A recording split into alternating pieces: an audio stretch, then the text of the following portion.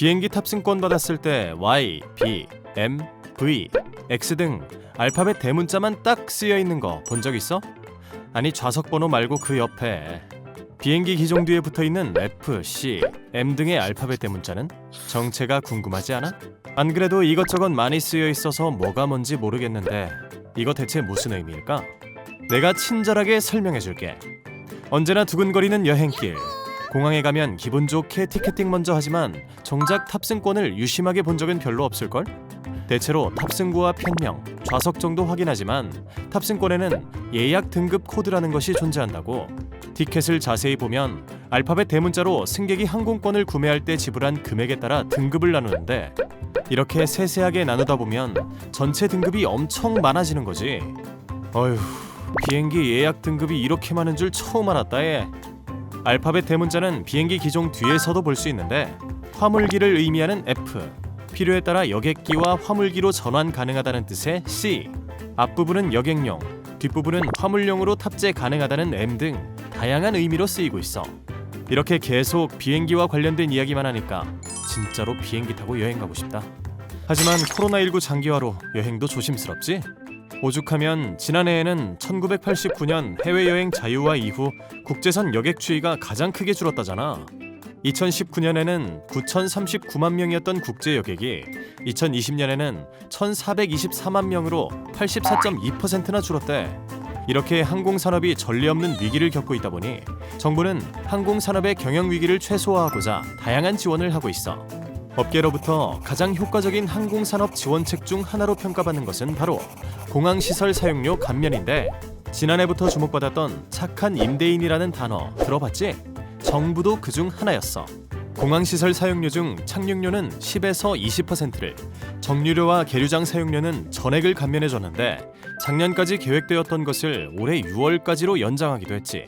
한편 코로나19로 여행객이 줄다 보니 항공사들은 여객 실적 감소로 어려운 상황을 맞이했는데 진단키트나 코로나19 관련 긴급 구호 물품 및 위생 물품의 운송 수요는 늘어나면서 화물 사업에 조금이나마 활기가 생긴 거지. 그렇게 항공사들은 발빠르게 기내 좌석을 뜯어 여객기를 화물기로 개조했는데 대한항공의 화물 사업은 1년 새 큰 폭으로 성장해 전년 대비 2배 이상, 아시아나항공은 80% 이상의 매출을 기록했어.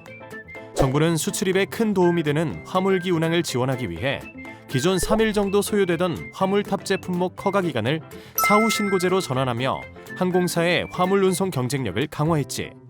그리고 너네 무착륙 국제관광 비행이라고 들어봤어?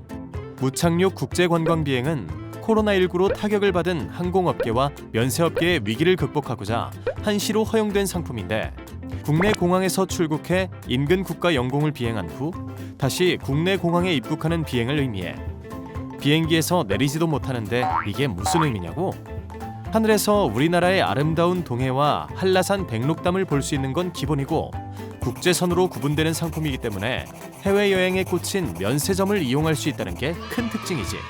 너네 면세 쇼핑 해본 적 있지? 적립금과 쿠폰 그리고 포인트까지 적용하면 세상 저렴해지잖아. 어우 싸다 싸. 그렇게 무착륙 국제관광비행은 운항 반년 만에 15,983명의 이용객을 유치했고 면세점 구매액은 228억 원을 기록했어. 정부는 인천공항에서만 운항하던 이 상품을 지방공항까지 확대하기도 했는데 덕분에 인천에서 대마도까지 상공하던 코스뿐 아니라 대구에서 오사카로 또 김해에서 규슈 서쪽 지역까지 상공할 수 있게 됐어. 일상적인 여행이 어려운 시기에 무착륙 국제관광 비행이 특별한 여행 경험으로 남길 바라. 하지만 기분만 내는 여행 말고 이제는 진짜 해외여행이 가고 싶다 하는 사람도 많잖아. 그런 사람에게 좋은 소식도 있어. 그건 바로 코로나19 방역 우수 지역 간의 안전막을 형성하여 두 국가 이상이 서로 여행을 허용하는 트래블 버블을 추진하고 있다는 것. 정부는 철저한 방역 관리를 위해 코로나19 백신 접종 완료자를 대상으로 단체 여행만 허용하고 관련 사항은 상대국과의 합의를 통해 조율할 예정이야. 싱가포르, 괌, 사이판 등 방역 관리를 신뢰할 수 있는 국가 및 지역과 우리나라가 트래블 버블을 추진하고 있고 앞으로 더 많은 국가로 확대할 계획이라는데 하루빨리 방역 신뢰 국가와의 단계적 교류가 재개되어 안전한 여행을 하게 되면 좋겠지? 그리고 지난 14일부터는 항공기 내 반입 금지 물질 운영 기준이 완화돼서 이제 감염병 예방 및 위생 목적의 물티슈는 최대 200매까지 가져갈 수 있다는 것 잊지 마. 전례 없는 코로나19로 인해 모두가 어려운 상황이지만 백신 접종 후 안전하게 여행할 수 있는 그날이 곧 올 거야. 우리 함께 다양한 정책 지원을 기반으로 이 시기를 적극적으로 극복해보자고.